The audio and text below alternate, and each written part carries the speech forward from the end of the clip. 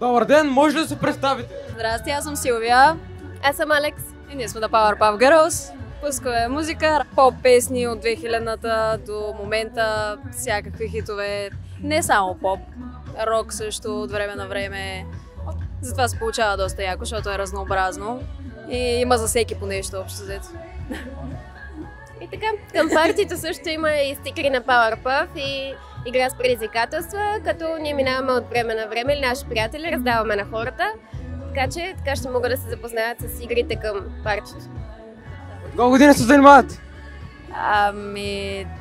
2, 3? 3 години. Почна всичко? Много на шега в началото.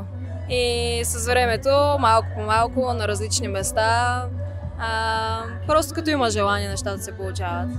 Много благодаря за интервюто. И ние много благодарим, че сме тук и като цяло за вниманието, за времето.